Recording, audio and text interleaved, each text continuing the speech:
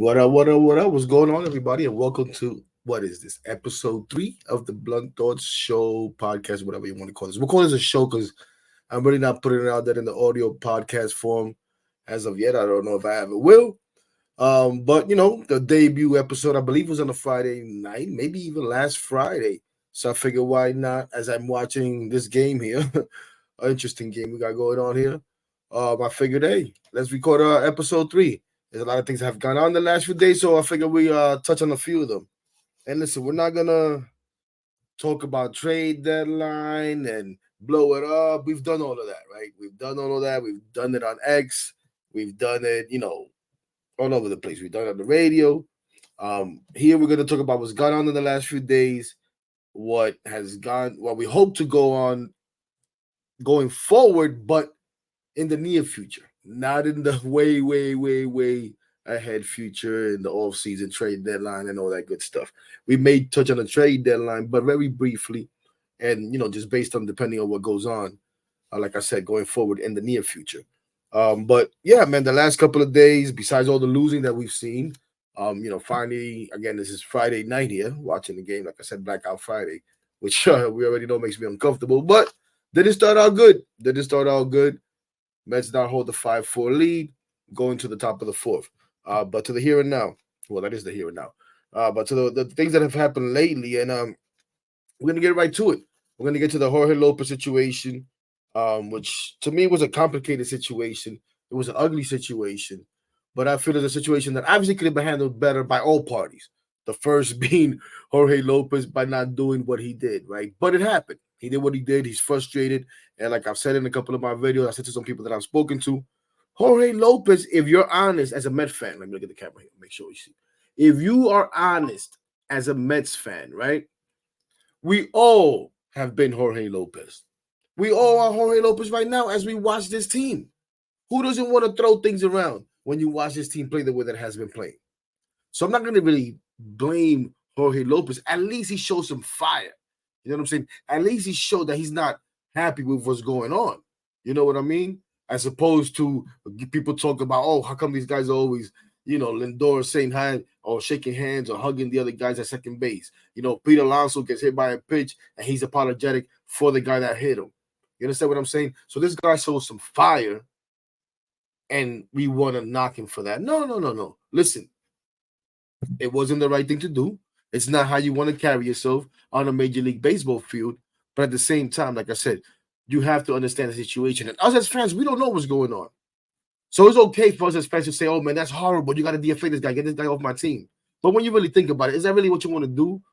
You could talk to the guy. Maybe you suspend him a couple of games. But do you really have to get rid of a guy who's actually contributing to the few games that you actually have won, who has been a good piece? Yeah, he struggled like everybody else has struggled lately in the bullpen. But for the most part, he's been a good piece. You know what I'm saying? But okay, he made the first mistake. He mishandled himself, whatever the case may be. And, it's still a little, I don't know, confusing, buggy as to whether he was given a chance to, say the right things or not, whether Mendoza or Stearns or both spoke to him before he spoke to the media. He said no. Mendoza said when he had spoken to the media, that he had not spoken to him, but then after the fact, they said that they did speak to him before he went out there and spoke to the media. So I really don't know what to believe. We know the comments that he made where he says, I don't give a F. I don't give a F about this. I don't give a F of what I did. And I understand what he would say that. You know what I'm saying? It's in the heat of the moment. It's right after the game.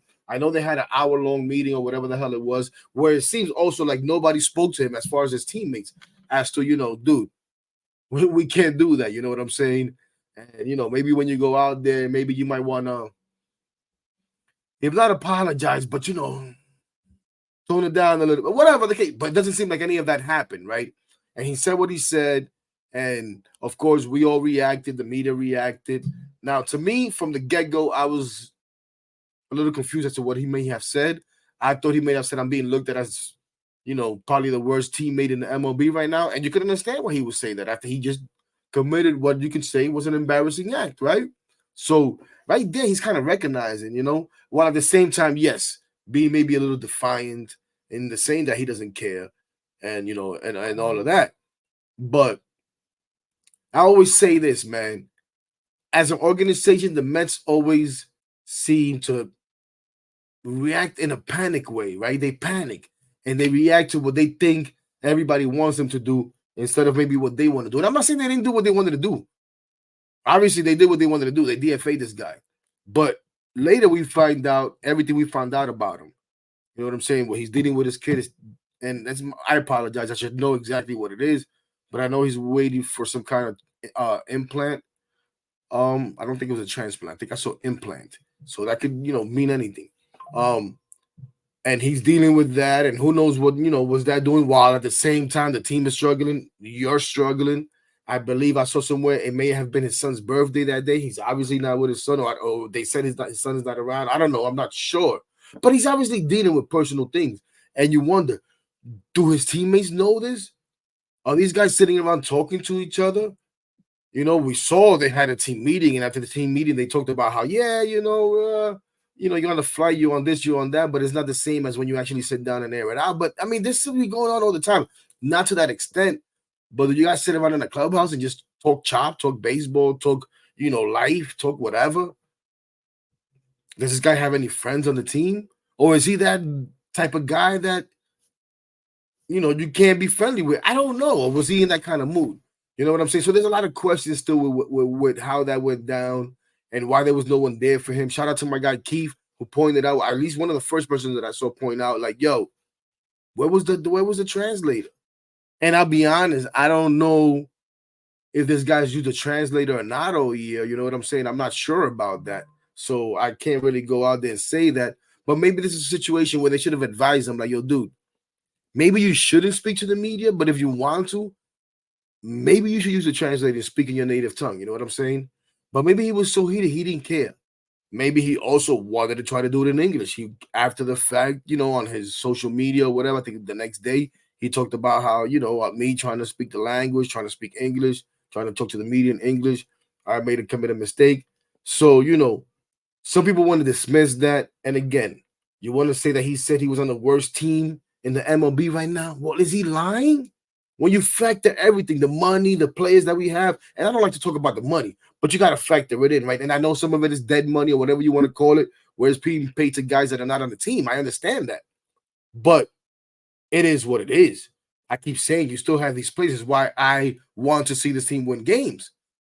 No matter what you want to tell me what the expectations are, whether this is a retool or a repurposing or whatever the hell you want to call it, when you have these guys on your team, I expect you to win ball games. You understand what I'm saying?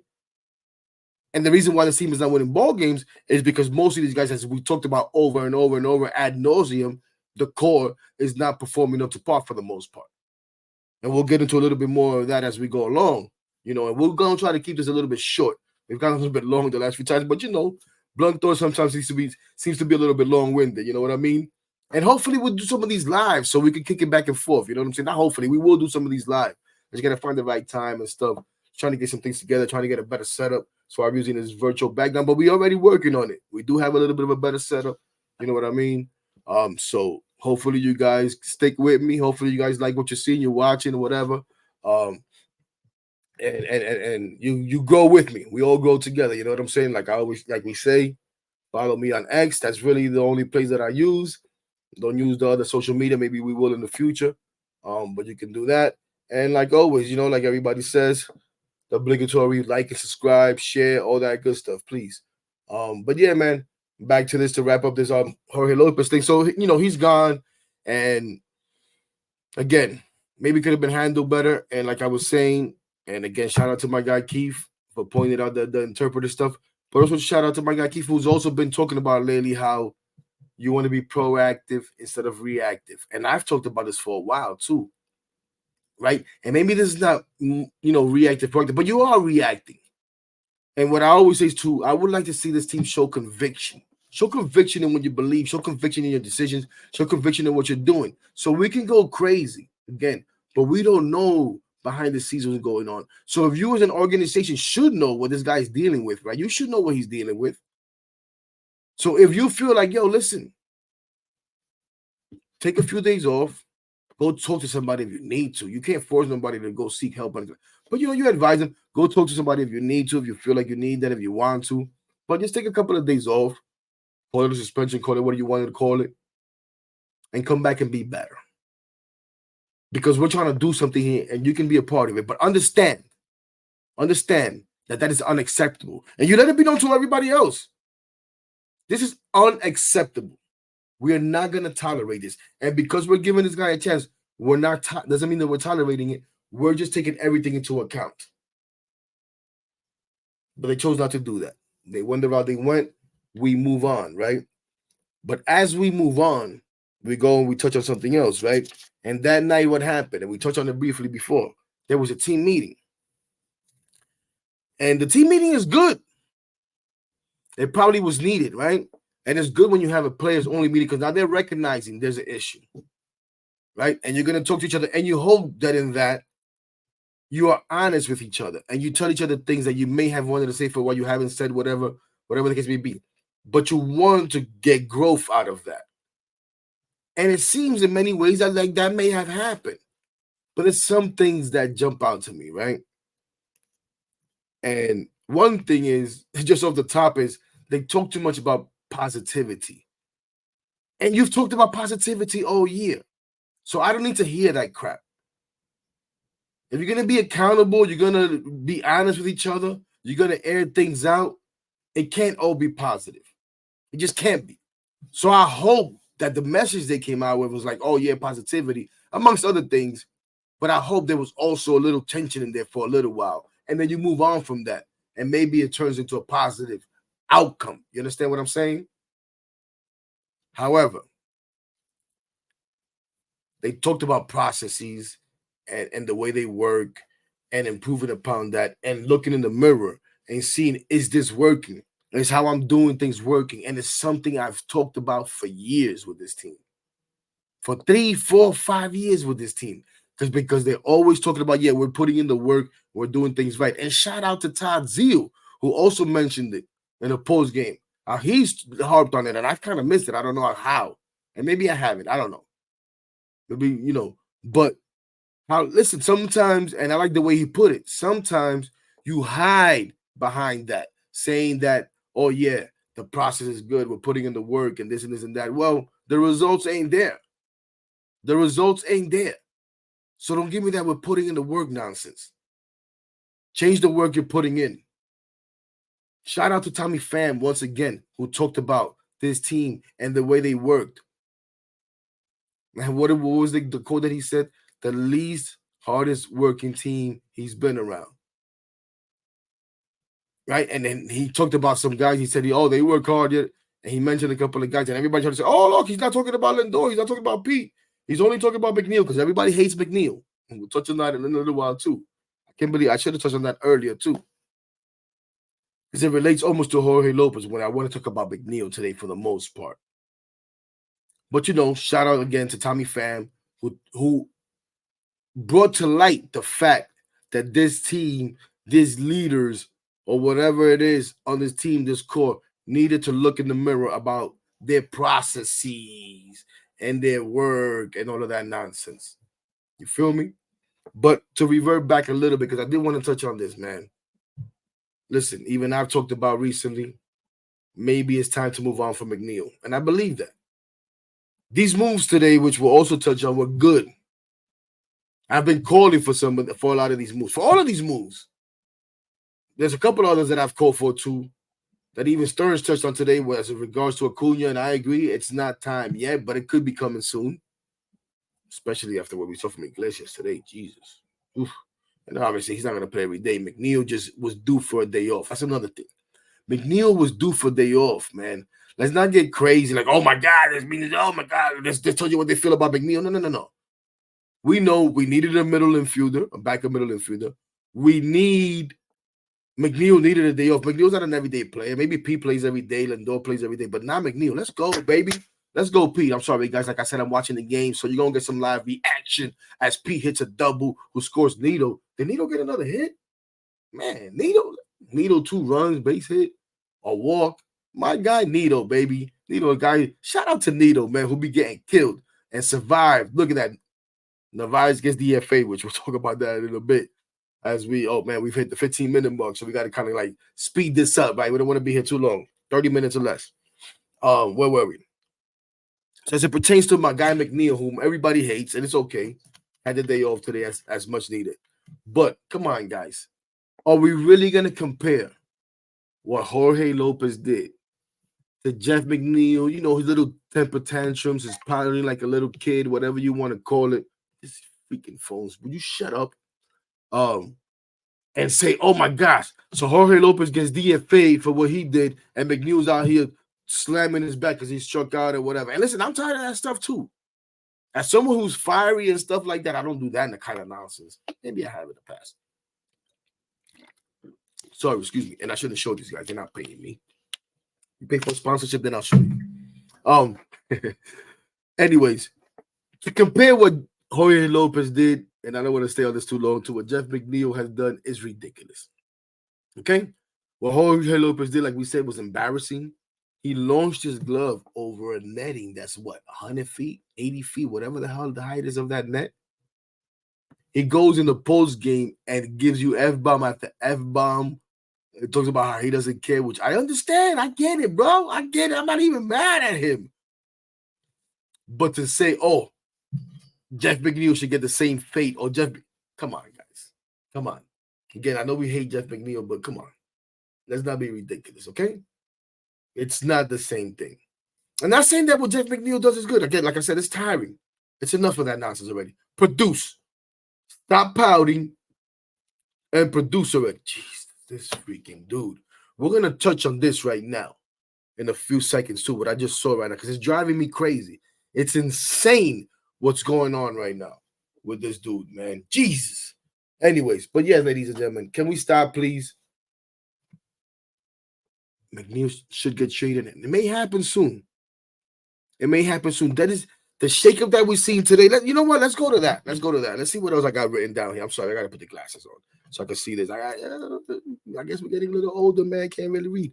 You know, we've touched on the Alonso. This is behind the scenes, in the scenes live, man. Because this, like I said, we're novice, baby. We're trying to grow. We're trying to learn what we're doing here, and we're just playing. That's why it's so basic and stuff. I'm gonna play around a little bit. I'm gonna play around with something just to play around, man. I don't even know if we really will be able to see it, but we touch on Lopez McNeil, touch on the team meeting.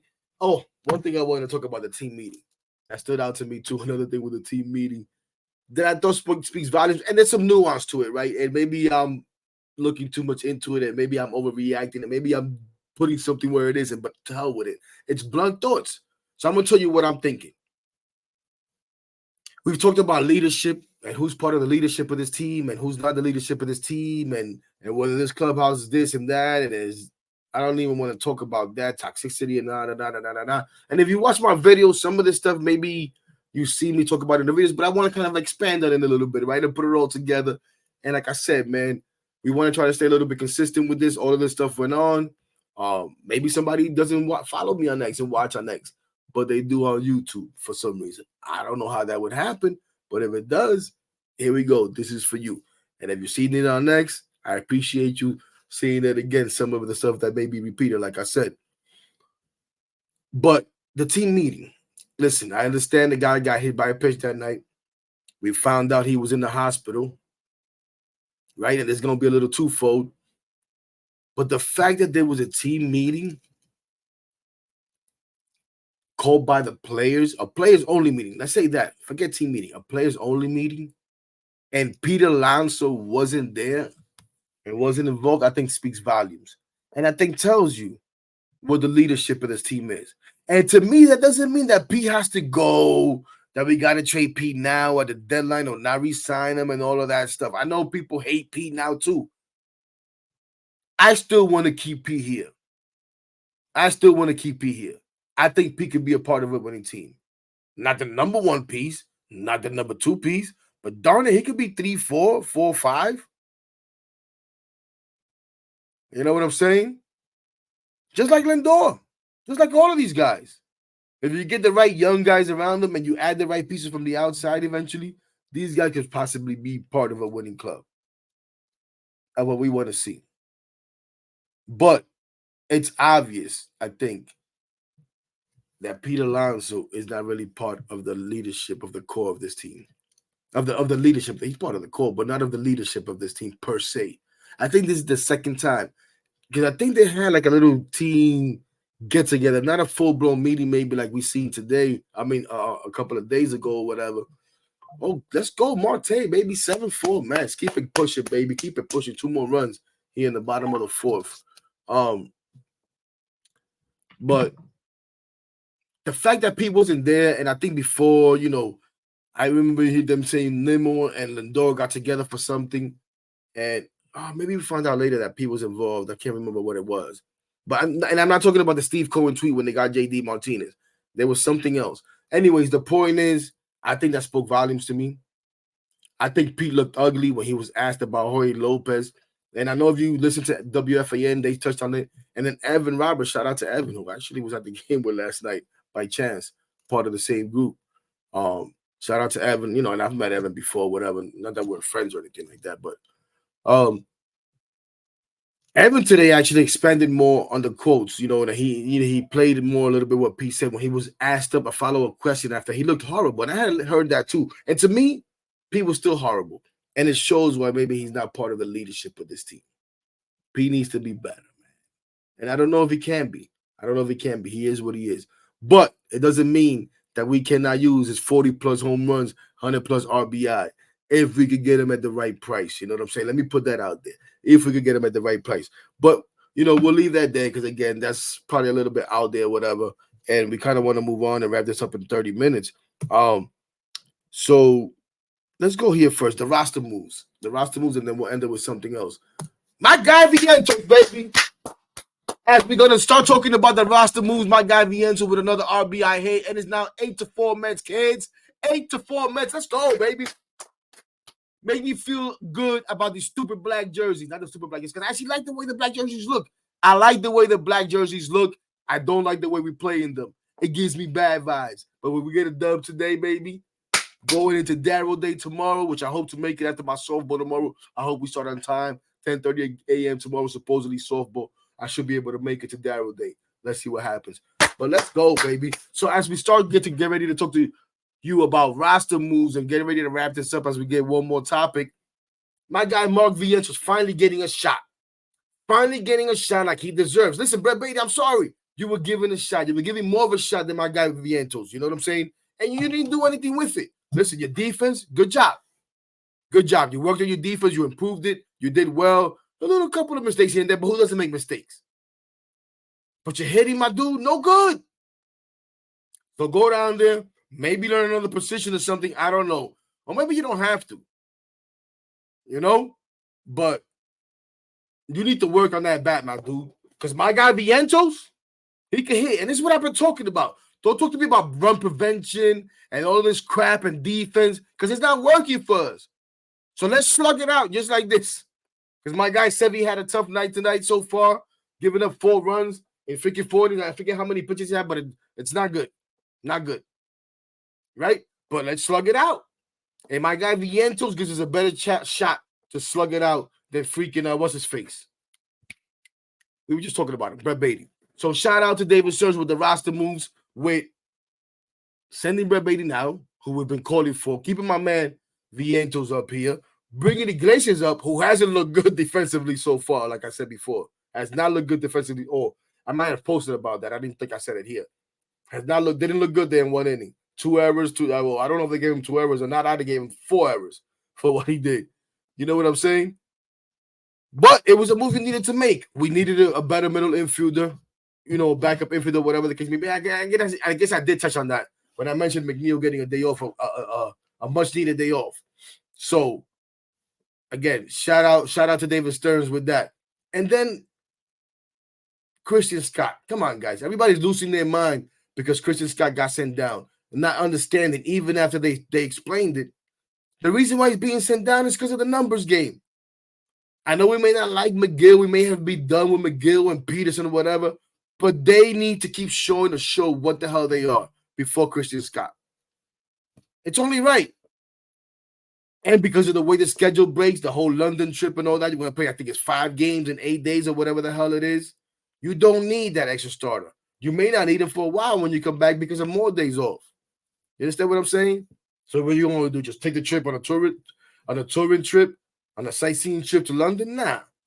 Go down there, like they said, work on that sweeper. You know what I mean? We see them struggle to really put guys away.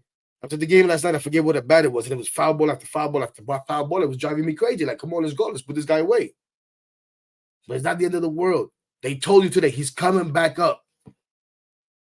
Mendoza told you he's a major league pitcher.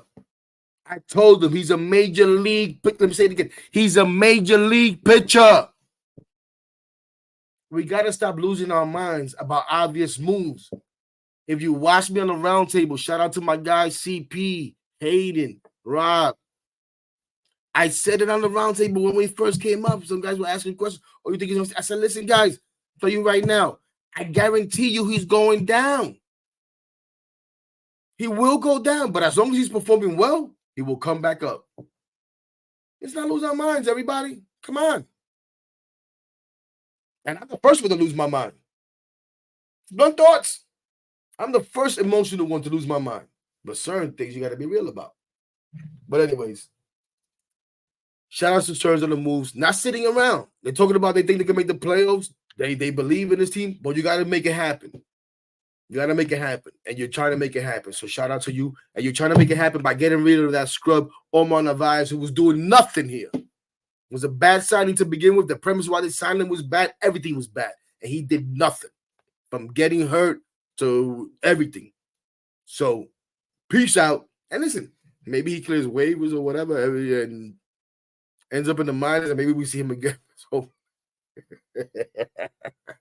let's hope not. But again, good job by Stearns. Now, those are real, like, yo, not these other moves where he had to DFA some of these pitchers because of they out of options and you need to bring up a reliever, whatever the case may be. You know what I'm saying? So you got to DFA some guys and put them through it. If they come back, they come back. This is a real, like, yo, you ain't cutting them, brother. And the real deal's about to be here anyways, and we're not wasting time because we need to wake this baby up. But anyways, to wrap it up, I wanted to talk about one thing that I've spoken about a little bit, but, you know, we're going to touch about it here too. And it's the lineup change. And the lineup change, well, the lineup changes almost every day.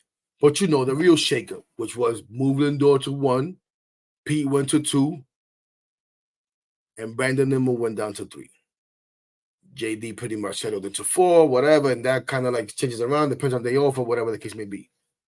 But the most important thing is Francisco Lindor, whom many of us, and I mean so much, but a lot of people kept pointing out, like, yo, put him lead off. He hit well there in Cleveland. He should be hitting lead off, blah, blah, blah, blah. They finally did it. And you cannot deny what has happened since they put Francisco Lindor to lead off. The numbers are there. The numbers are there. But what has also happened is since Brandon Nimmo went to hit third, is that he struggled. Bad. Really bad. You know what I mean? To the point where, let's see, I think I have it up here. And I'll try to share with you guys. Here. Let's see. What do we have here? As you can see here, I got Brandon Nimmo on the season, 209. Average 349, base percentage 721 OPS. And this is shout out MLB.com for these numbers here, right? And then what I want to show you is the last 15 games, right? 50 at bats, 21 strikeouts while hitting 160. And this is before today's game, I believe. I don't think this is updated live in the game, right? But this is what I really want to show you here, guys. Bear with me. And I really hope you can see this really good. I don't know if it comes up too small on the screen. But, and I used MLB.com because it has something that I like. And here it goes. Brandon Nimmo batting third. Brandon Nimmo batting third here says 11 games, 41 at bats. So out of those last 15 games, 11 is him batting third, 41 at bats. Ladies and gentlemen, 20 strikeouts. I think he struck out 2 more times tonight, hitting 195, 313 on base percentage, 293 slugging for a 606 OPS. That is horrendous. And as someone who kept calling for Brandon Nimmo to be dropped in the order since last year, and I kept saying, because of the way the team is built, right? it may be the right thing to do to actually let me get myself back up here. And I just wanted to play around with that. I just wanted to play around. I don't know if you can really see that, but I want to play around because as I learn how to do things, I just want to play a little bit. But anyways, I wanted to drop Brandon Nimmo, especially last season because of the way the team was built. We talked about protection for Pete, and I feel like Brandon Nimmo's a good hitter, and he could be a quasi little Bernie Williams type of dude. You know what I'm saying? And he's now hitting for a little bit more power. And I think he needs to be a power hitter. Just be a hitter. And I don't know what's happened since he's been dropped to third, and he struggled really, really bad. Now today, first at bat, he hit a double, which was good, and I thought, okay, maybe here we go. But like I said, he's followed that up with 2 strikeouts. But it doesn't mean you put Brandon Nimmo back to leadoff. Because like I said, Francisco Lindor is actually killing it since he's been hitting leadoff. And that's work for him. So I want to keep him there. You know what I mean? So now let me show you the same thing for my man Francisco Lindor here. Let's see if we can do this again. Let's see if we can play with this. And I'm not going to go through the whole thing of what he's doing overall or anything like that. But I do want to show you him batting third. Here we are. Batting third. And I wish I could highlight this a little bit better. But there he is batting third, 29 games, right? No, could that be right? He couldn't have that many at bats. That's crazy. Doesn't make any sense. Well, I think he's no. What are we talking about? He's not batting third. Duh, heck. See, this is live and in person, and I'm screwed up. We want to see him batting first, which has been 13 games. Now, I don't know if he let off. Maybe when Nimmo had a day off. I don't think they did that early on. I'm not sure, right? But in 13 games batting leadoff, my man Lindor, some people laugh when we hear me say that, right? 309 average, 371 on base percentage, 491 slugging for 862 OPS. I actually heard somebody the other day say, oh, Lindor, whatever, he dropped him down to 5. Hell to the no. You don't move that guy nowhere. You leave his ass there. You leave him there. We always complain about, which is funny, Nimmo not stealing bases or anything like that. And now that he's hitting 30, he's actually stealing bases, right? And I guess we can take this Lindor stuff on the screen. No, for the screen here, excuse me a second. Let's get back here to the full screen as we wrap this up. But listen, you don't move Lindor. You leave Lindor where he is. The lineup seems to be blending a little bit better with him there. Pete has done well batting second. Some people are complaining about Pete, his power right now. Let's relax with the power. Just keep being a complete hitter. I want Pete to turn into a complete hitter, not be a complete hitter, but turn into a little bit more of a complete hitter, a better hitter. You know what I'm saying? And the power will come. That's the thing with Pete. He's strong. The power will come. He doesn't need to create power. But we need Brandon Nimmo to be better, man. We need Brandon Nimmo to be better in that 3 slot so that this lineup could really take off. And while Jeff McNeil's around, we need him to join the party. Everybody else is doing okay, you know what I'm saying, here and there. You feel me? Today's actually been a pretty good game all the way around. But we know, the supporting cast, as we like to call them. I don't even like to say 5 through 9 anymore because that changes. I mean, Monte's been in the 6 through 9, let's say, a couple of games. We got McNeil down there and all that. But let's see if these guys can get on the road now. The weather's a little bit better. It's getting a little bit warmer here in New York and stuff like that. There's been lineup changes. There's been meetings. There's been all kinds of stuff. Listen, if it hasn't been rock bottom, then we don't know what the hell rock bottom is, right? Can't get any lower than this. So let's go, man. Make this a fun summer. Make it a fun summer. Listen, I'm going to say this as we close out. I know, like we said earlier, people are fed up. To the point where we talked about blowing it up and this and that. And that may still be the path. But right now, when these guys are here, I want to win games. And I'm not going to talk to you about, maybe these guys, I want these guys to play better so that they can raise their trade value and all that stuff. I'm not into that stuff because that's going to happen anyways. If you have guys that play well, but this team overall is still not performing and is losing games, then guys are going to get traded anyways. The guys that are performing well. But if guys are really performing well, you really want this front office to give up for the second year in a row? I sure don't. I sure don't. But I always say this. It's how you get there. It's how you get to the trade deadline. Yes, the record matters, how many games out and all of that stuff matters. But the way you're playing matters. And is the team worth it to add players, or do you go ahead and you subtract from it what you can anyways? But you know what? I know we've been critical of him. I've been critical of him of certain moves. But I just gave him a ton of props, right? I trust that this front office will do the right thing and will make the right moves. And would add if they need to add, subtract if they need to subtract, stay the way it is if they need to stay the way it is. I'm going to trust that they're going to, as of now, they haven't screwed that up yet. For me to say, oh, I don't want to see this team play well because I don't want them to screw up the deadline and the front office to get confused into thinking they have to buy. This guy's not stupid. Not this guy. The Francisco Lindor just pushed Vientos out of the way on a pop-up. These guys are having fun tonight.